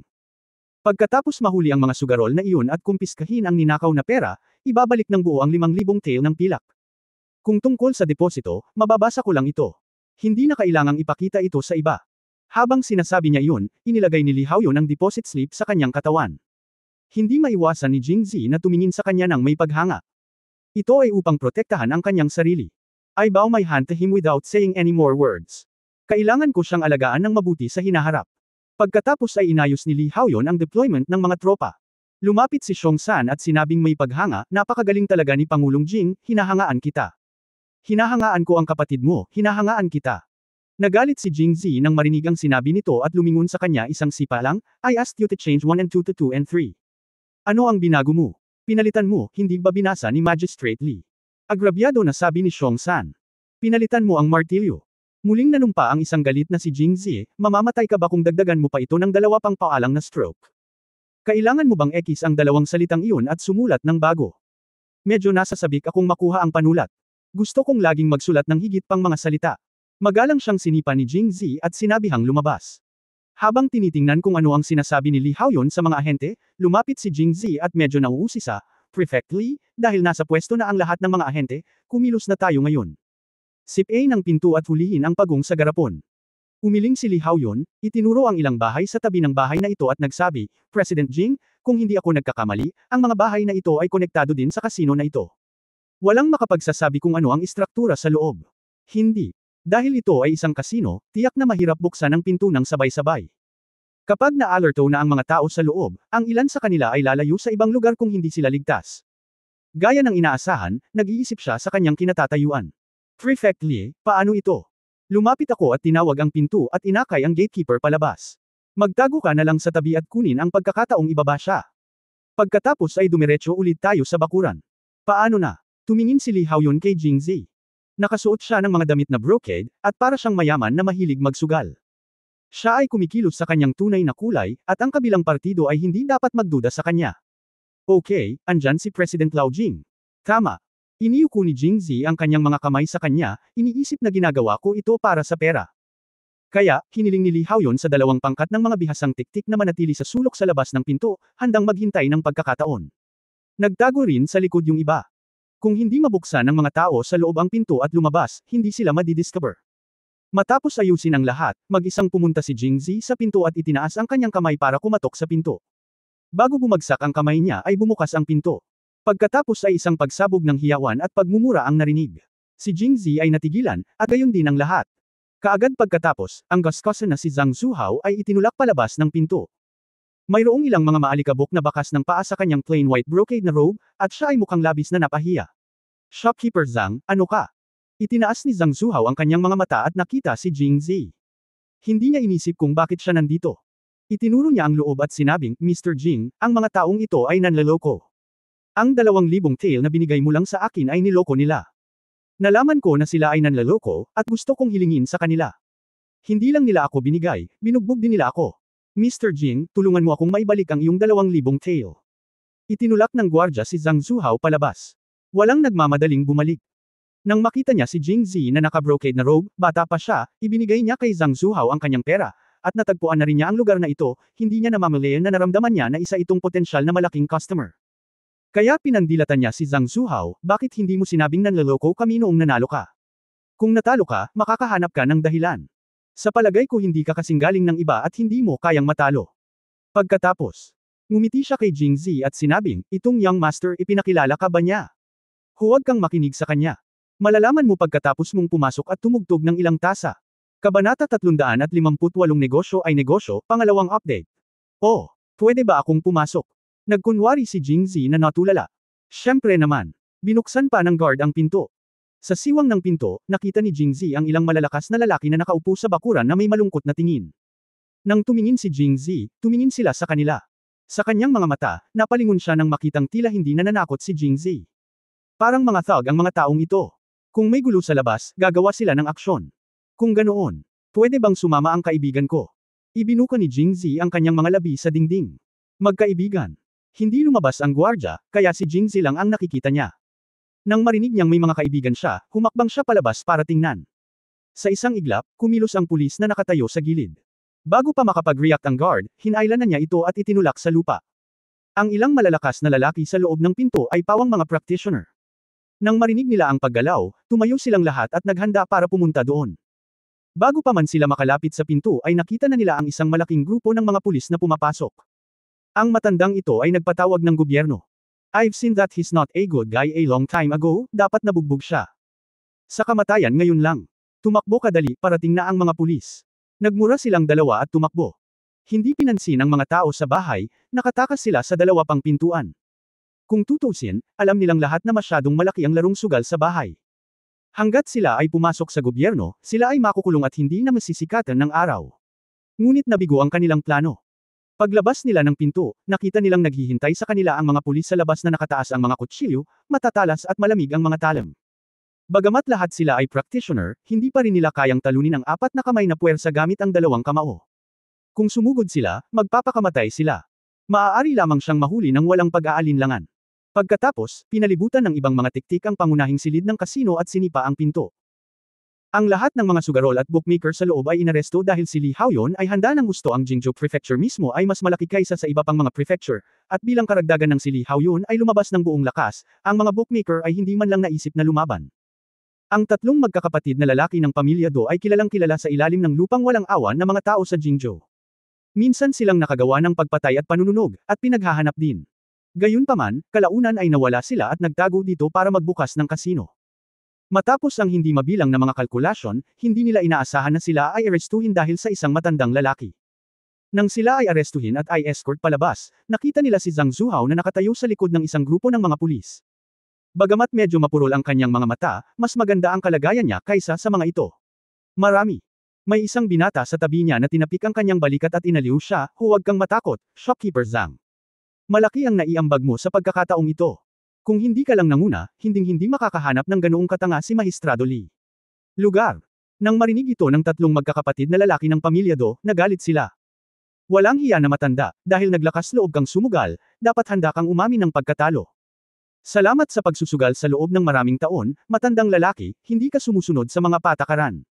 Sa tingin mo tapos na pagkatapos mong i-report kami. Ang halagang nilahukan mo sa taya ay lumampas sa 2 Chen Liang, nakakulong kami, pero hindi ka rin makakabuti. Ang tatlong magkakapatid mula sa Do. Nagmura ang pamilya sa isa't isa, at si Zhang Zuhao ay bamulong sa sarili, hindi. Hindi ako. Hindi. Hindi. Ngunit ang tatlong taong naglalaro ay mas mahusay kaysa sa itapon sa bilangguan, tama ba? Gayunpaman, kahit nasabihin niya ito, walang maniniwala. Anong kalokohan ang sinasabi mo? Bilasan mo. Sa harap ng mga opisyal ng korte, walang karapatang pantao ang mga kriminal. Kapag masyadong nag-uusap silang tatlo, walang pakialam ang pulis kung gaano sila kabisyo. Kapag nasa kulungan, gaano man sila kabisyo, maaari nilang paluhudin siya at tawagin siyang lolo. Matapos ay escort ng mga detective ang mga sugarol at bankero, lumabas na si Li Haoyun sa bahay, sinundan ng 2 accountant na inilabas mula sa prefecture, na may hawak na mga account book sa kanilang mga kamay. Ito ay isang karaniwang pamamaraan para sa gobyerno upang i-seal down ang mga kasino. Ang ilang mga tao ay may pananagutan sa pag-aresto sa mga sospek, at ang iba ay may pananagutan sa pagbibilang ng mga pondo sa pagsusugal. Paglabas nila sa ganitong oras, halatang tapos na ang pagbibilang. Nang makita ang mukha ni Li Haoyun na kumikinang na pula, ngumiti si Jingzi at nagsabi, Prefect Li, nakikita kong ipinagmamalaki mo ang iyong sarili.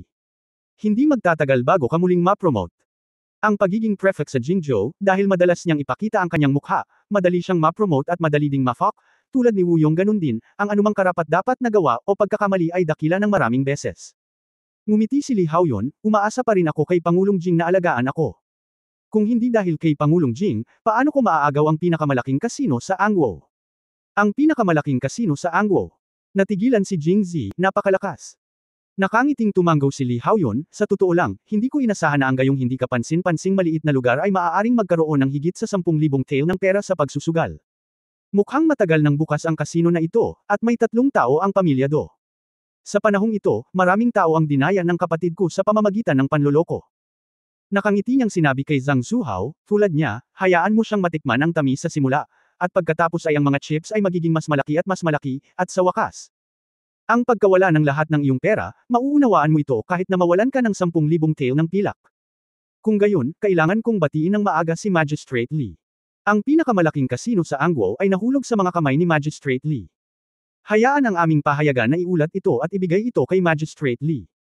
Pagkatapos ng ilang mga pagpapakita at paglalarawan, mahirap para kay Magistrate Li na hindi magalit. Masayang ngumiti si Li Haoyun at sumulyap kay Zhang Zuhao sa likod ni Jing Zi at nagtanong, President Jing, ano ang dapat niyang gawin? Ito ay negosyo. Natigilan si Zhang Zuhao. Ang malumanay na tono ng kausapin siya ni Jing Zi ngayon ay nagbigay sa kanya ng ilusyon na gusto siyang protektahan ni Jing Zi.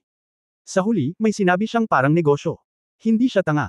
Alam niya kung gaano hindi pala kaibigan ng mga batas ni Angwo sa mga sugarol, lalo na sa mga may malaking kapital sa pagsusugal. Walang duda na ang kanyang kapital sa pagsusugal ay tinatayang mas mababa sa 100,000 yuan kahit na ang lahat ng mga sugarol sa Angwo ay binibilang. Maaari kang makakuha ng ranggo. Dahil sabik siyang kumita ng kanyang pera, diretsyo niyang binuksan ang chain cup pagkatapos manalo sa isang malaking laro, at nauwi sa pagkawala ng lahat ng 2,000 tael ng pilak na ibinigay sa kanya ni Jing Zekai. Ito ay talagang miserable. Ang mas masahol pa dito ay ang 2,000 tael ng pilak ay kay Xu Jinping, ang prinsipe ng Jin Dynasty. Kahit na ibigay ang komisyon, ibibigay lamang ito sa kanya pagkatapos pumayag si Xu Jinping. At ang masaklap pa ay nahuli siya. Sa kanyang malaking puhunan sa pagsusugal, alam niya kung ano ang mangyayari sa kanya pagkatapos na makulong. Kaya mabilis siyang humingi ng awa, President Jing, hindi mo man lang sinabi sa akin na umaasa ka sa akin para mahuli sila. Sumulyap si Jing Zi sa kanya at mahinahong sinabi, oo. Iyan ay negosyo. Ngumiti si Jing Zi, paano kung pakawalan kita? Okay. Naghintay si Zhang Zuhao. Tungkol sa pangungusap na ito, at siya ay nangangailangan ng agarang medikal na atensyon ngayon, naisip niya na si Jing Zi ay may iniisip tungkol sa kanyang pamangkin, kaya hindi siya nang ahas na tretuhin siya ng masama, tama ba? Kaya't walang ingat niyang sinabi, Mr. Jing, kung pakakasalan mo si Xiao Yu sa hinaharap, magiging isang pamilya pa rin tayo. Kita mo, mayroon kaming ganitong relasyon, at marami akong natulungan sa iyo. Ang iyong 2,000 tael ay para sa akin lamang. Niloko ako ng 3 taong ito. Paano kung hilingin mo kay Magistrate Li na ibalik ang pera? Kabanata 359, Pagpatay ng mga kamag-anak para sa hustisya, 3 update. Palaging iniisip ni Jing Zi na siya ay makapal ang balat, ngunit kung ikukumpara kay Zhang Zuhao, siya ay wala. Hindi nakakagulat na ang kanyang pangalan ay Zhang Zuhao. Ang galing niyang maging makapal ang balat. Hoy, ang pera na ito ay naisanla sa iyo, kaya natural na pag-aari mo ito. Ang pera mo ang nadaya. Bakit mo nasabi na ang ating Presidente Jing ang nadaya? Si Xiongsan ay labis na hindi nasisiyahan sa pahayag ni Zhang Zuhao at pinabulaanan ito ng harapan. At hindi ka dinadaya. Dahil handa kang sumugal, karapat-dapat ka. Sa totoo lang, hinamak ni Xiongsan ang mentalidad ni Zhang Zuhao na handang sumugal ngunit hindi umamin ng pagkatalo. Ang mga patakaran ay upang payagan ang mga ganitong tao na sumuko. Kung ito ay lumala, ang kapaligiran ay lalong lumalala. Sumulyap si Zhang Zuhao kay Xiongsan at alam niyang hindi siya big shot, kaya medyo nandidiri siya, kinausap ko si Mr. Jing, ano ang kinalaman nito sa iyo? Alam mo kung ano ang relasyon ni Mr. Jing sa aking pamangkin na si Xiao Yu, how dare you do this to me? Talk. Matapos marinig ito, tumingin si Xiongsan kay Jing Zi, hindi alam kung totoo ito o hindi, at hindi siya nakaimik. Tama si shopkeeper Zhang, may malapit tayong relasyon. Nakarinig ako ng idioma, ang katwiran ay pumapatay ng mga kamag-anak, bakit hindi mo gamitin ang sa iyo ngayon? Hustisya, pumapatay ng mga kamag-anak. Habang si Zhang Zuhao ay nakatulala, si Jing Zi ay nagsimula ng makipag-usap kay Li Haoyun.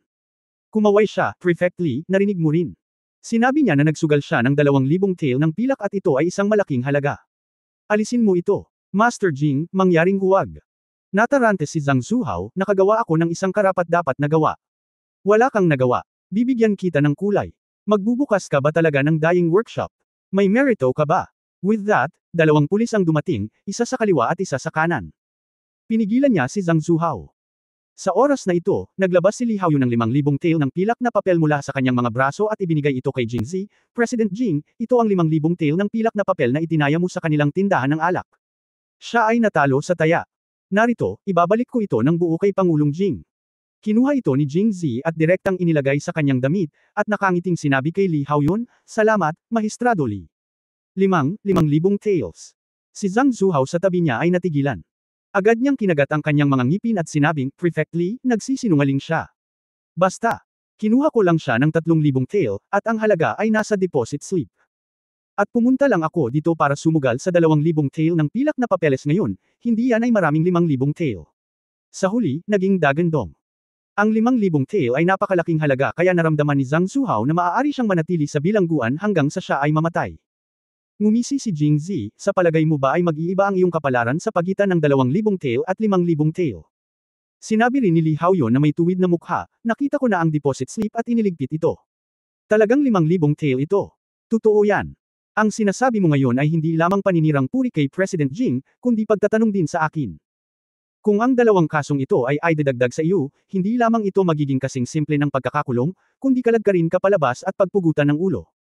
Pass. Sa sobrang takot ni Zhang Zuhao ay hindi na siya naglakas loob na magsalita nang marinig niyang tinadtad siya. Ngunit patuloy na tumatakbo ang kanyang isip, iniisip na hindi siya maaagaw ng mga ito kahit anong mangyari.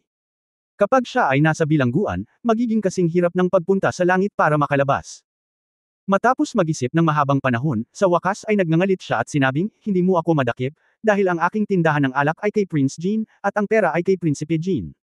Kung mabalitaan niya na ang pera ay pinigil at ako ay naaresto, tiyak na hindi niya ako matutuwa." Bagamat paulit-ulit na binigyang diin ni Xu Jinping na huwag hayaang ibunyag ni Zhang Zuhao ang kanyang pagkakakilanlan, si Zhang Zuhao ay walang pagpipilian ngayon. Kung hindi niya sinabi sa kanya, matatapos siya. Pagkatapos makinig ni Jingzi, sinabi niya sa mga tao sa departamento ng panayam sa likuran niya, "Naisulat mo na ba ang lahat?" Seryosong tumango ang mga taong may hawak na panulat at papel. "Tandaan mo, President Jing." Kaya tinapik ni Jingzi si Zhang Zuhao sa balikat, "Bueno, nag-ambag ka na naman. Pagpasok mo, hihilingin ko sa kanila na alagaan ka. Huwag kang mag-alala, ang wine shop ay hindi ko siya ibibigay sa iyong kapatid na si Zhang Zuoxian kung gusto mong samantalahin ang iba. Ito ang benepisyong nararapat sa iyo sa pag-aalaga sa iyo sa loob ng maraming taon." Namutla ang mukha ni Zhang Zuhao, at bigla niyang naramdaman na siya ay may pukana mula pa sa simula. Bamuka ang kanyang bibig, ngunit walang lumabas na salita. Mabilis siyang hinayla palayo ng manhid. Matapos silang Li Haoyun at Jingzi na lang ang naiwan sa bahay, muli silang magalang sa isa't isa. Tinanong ni Jingzi si Li Haoyun at sinabing, "Prefect Li, mangyaring ilagay muna siya sa isang kulungan na mag-isa. Bakit, may balak ka pa bang iligtas siya?" Si Li Haoyun ay natigilan sandali. "Depende sa sitwasyon. Tutal tiyuhin siya ng kaibigan ko. Tatanungin ko muna siya. Sana maging accommodating si Magistrate Li." Tumango si Li Haoyun. "Okay, nasa akin na." Binigyan siya ni Jingzi ng napakalaking benepisyo ngayon. Naramdaman ni Li Haoyun na nakatali na siya sa kanya, at ang maliit na bagay na ito ay napakadali para sa kanya na gawin, kahit na ang paghiling sa kanya ni Jingzi na palayain ang tao ay talagang isang salita lamang. Nagpasalamat muli si Jingzi bago nagpaalam at umalis. Paglabas ng kasino, sinunod ni Jingzi ang impormasyong ibinigay ni Zhang Zuhao at dinala ang mga tao diretso sa mansyon kung saan kasalukuyang nakatira si Prince Jin. Mahirap hanapin ang lugar, napapaligiran ng 3 singsing at 6, at sa wakas ay natagpuan ito sa isang maliit na eskinita. Si Jingzi ay lubos na kumbinsido. Ang marangal na prinsipe ng dinastiyang Jin ay nanirahan sa isang lugar na kasing tago ng isang kasino. Hindi ko alam kung ano ang naisip niya. Kumatok sa pinto. Pagkaraan ng ilang sandali, ang boses ni Xu Jinping ay nagmula sa loob. "Sino ito?" "Persimmon, ang dati mong kaibigan." Masyadong pamilyar kay Xu Jinping ang boses ni Jingzi, lalo na ang pariralang, "Persimmon," na halos, napaluha. Dumidilim na, at maulap ang kalangitan, kaya nagulat si Jingzi nang lumabas ang pangit at puting mukha ni Xu Jinping mula sa siwang ng pinto. Napaatras siya ng isang hakbang at halos isumpa niya ang multo. "Anong ginagawa mo dito?" Malinaw na hindi tinanggap ni Xu Jinping si Jingzi. Binuksan lang ng maliit na siwang ang pinto at ayaw niyang pumasok siya. At saka, may tanong ngayon si Xu Jinping, paano niya nalaman na dito siya nakatira? "Hindi ko maiwasang isipin si Zhang Zuhao, ibinenta ba ako ng matandang ito?" "Persimmon, kilala mo ba si Zhang Zuhao?" Diretso sa puntong sinabi ni Jingzi. "Hindi ko siya kilala." Direktang itinanggi ito ni Xu Jinping nang hindi man lang ito iniisip. Lihim na nagmumura sa kanyang puso, "Oo naman, may mali sa matandang iyon." Pagkatapos ay mabilis niyang naisip iyon. Siya at si Zhang Zuhao ay naglakad ng pribado nang hindi nag-iiwan ng anumang nakasulat na ebidensya. Kahit na talagang ibenta siya ni Zhang Zuhao, hanggat hindi niya ito aminin, walang makakagawa sa kanya. Nako, sa tingin ko, imposibleng makilala siya ni Persimmon.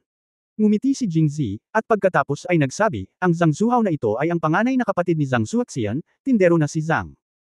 Bilang resulta, pumunta siya sa bahay ni Zhang at ninakaw ang proseso ng paggawa ng espiritu, at ibinalik ito sa kanyang sarili. Nagbukas siya ng bagong tindahan ng alak at sinabing siya ang pinabuksan ni Persimmon, kaya nanloloko siya. Kabanata 360 mapagkakatiwalaan mo ang aking mga salita. Ika-4 na update. Ngayong naiulat ko na siya at inaresto, ang kanyang tindahan ng alak ay selyado na rin, at ito ay para lamang sa kanyang panganay na kapatid, ang tindera na si Zhang. Matapos marinig ito, ang mga talukap ni Su Jinping ay kumaibot. Pagkatapos ay nginisya niya, bagaman hindi ko kilala ang Zhang Zuhao na sinasabi mo, ngunit ang sinabi mo ay masyadong bata, tama ba? Magkapatid silang dalawa, paano nila ito mapag-uusapan ng palihim? Oo, magkapatid sila. Magnakaw ka lang, hindi pa rin makontrol ng gobyerno. Ngumiti si Jingzi at biglang iniba ang usapan, ngunit si Zhang Zuoxian ay nahuli sa pagsusugal. Natatakot ako na hindi na siya makakalabas sa kulungan. Maliban kay Zhang Zuoxian, wala siyang kung wala ang ibang mga kamag-anak, ang tindahan ng alak na ito ay natural na pagmamay-ari ng kanyang kapatid. Ito ay kalikasan ng tao. Pusta. Natigilan si Su Jinping. Pagkatapos ay kinagat niya ang kanyang mga ngipin at mabangis na nagmura sa kanyang puso, para siyang aso. Nang magpadala siya ng mga tao sa kanayunan upang hanapin si Zhang Zuhao, narinig niyang sinabi ng mga tao na ang taong ito ay isang sugarol at laging natatalo sa tuwing siya ay nagsusugal. Kaya naman nasa miserable siyang kalagayan na kahit ang sariling kapatid ay ayaw siyang makita. Buti na lang at hindi siya masyadong matapang at maliit ang laro. Si Su Jinping ay nanatili sa Jingzhou ng ilang sandali, ngunit hindi siya karaniwang nagsusugal. Hindi niya alam na may kasino sa Jingzhou City. At saka, ilang araw lang nandito si Zhang Zuhao. Kahit na may kasino, hindi niya akalain na makakahanap si Zhang Zuhao ng lugar. Ngunit hindi niya inaasahan na natagpuan talaga ito ni Zhang Zuhao. Huminahon siya at sinabing, talaga. Kung sugal, dapat talaga arestuhin ka. Ngunit pagkatapos ay idinagdag niya, bagamat malinaw na ipinagbabawal ng batas ng Angguo ang pagsusugal, kung maliit ang halaga, maaaring hindi ganoon kabigat ang parusa. Pagdating ng panahon, ikukulong siya sandali, pagmumultahin ng karagdagang pera, at pakakawalan. Hindi ba't napakalaki na upang isara ang kanyang tindahan ng alak? Kakaibang sulyap ni Jingzi kay Su Jinping, at sinabi sa masamang paraan, posible bang ganito ang pagsasalita ni Persimmon para kay Zhang Zuhao? Pagmamay-ari ba talaga ni Persimmon ang wine shop na ito?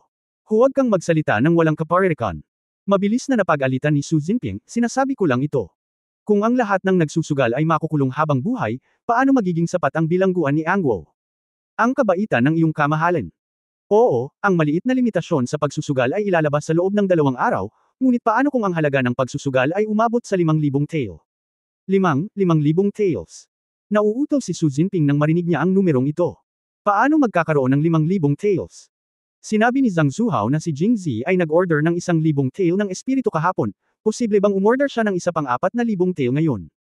Sa pag-iisip na ito, itinaas niya ang kanyang ulo upang tingnan si Jingzi at nalaman na naroon ang kanyang matandang Diyos na may pagmamalaki sa kanyang mukha. Pakiramdam niya ay hindi siya dapat nagsasalita ng walang kaparirikan. Hindi ko napigil ang magmura muli ng palihim, matandang lalaki. Nang makatanggap pa siya ng 4,000 tael ng pilak, hindi lang niya sinabi sa akin ang tungkol dito, bagkus ay ginamit niya ang lahat para sumugal. Deserve mong mahuli. Ikukulong kita habang buhay. Ngunit pagkatapos magalit, muli siyang nahirapan. Gumastos siya ng napakalaking halaga para makabili ng tindahan at kagamitan. Matapos marinig na gustong bumili ni Jingzi ng malaking halaga ng spirits kahapon, natakot siya na ito ay isang scam, kaya umorder siya ng maraming alak mula sa iba't ibang wineries sa lungsod. Naibigay na lahat ng pera. Kung ibibigay ang gawaan ng alak kay Zhang Zuoxian, magkano ang kabayaran na kailangan niyang bayaran? At alam niyang pagmamay-ari na ni Jingzi ang kalahati ng shares ng Zhangja Winery. Nagalit siya nang maisip niyang si Jingzi ang umani ng mga benepisyo.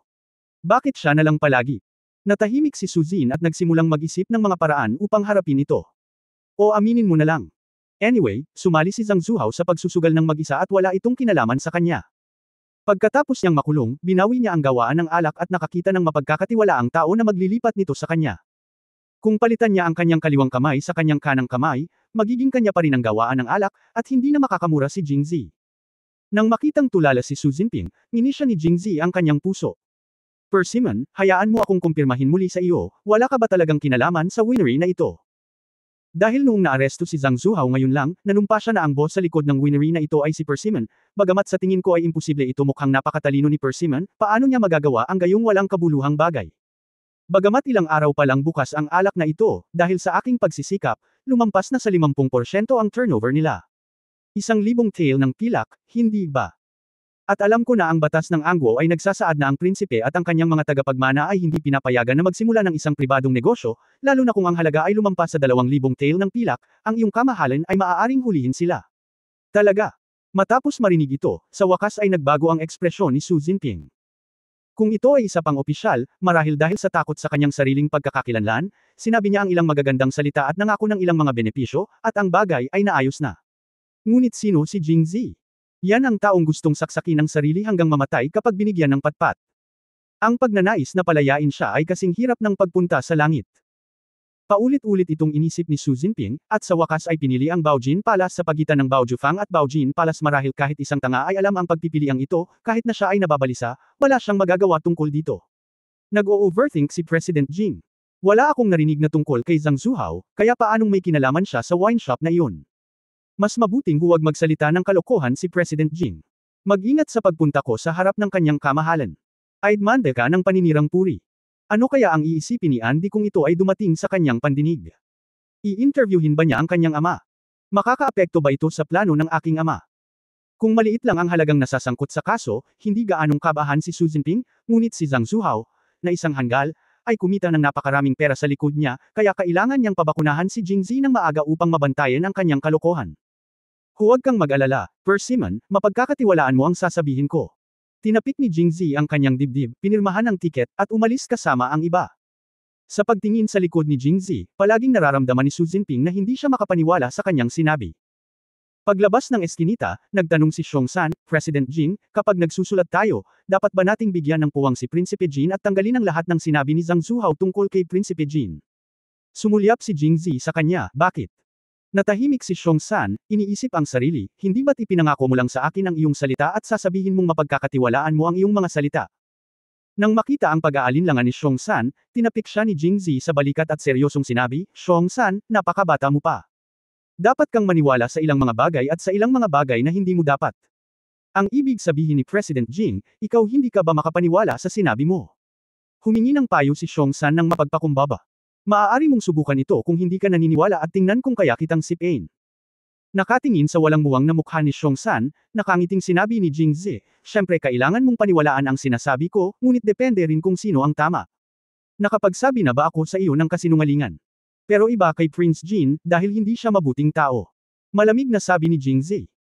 Maaari mong isipin, Zhang Zuhao, isang mahirap na sugarol, kahit na ninakaw niya ang proseso ng paggawa ng alak ng kanyang nakatatandang kapatid na si Zhang Zuoxian, ngunit wala siyang pera, paano siya magbubukas ng ganoong kalaking tindahan at makakapag-recruit ng mga tao sa loob ng ilang araw?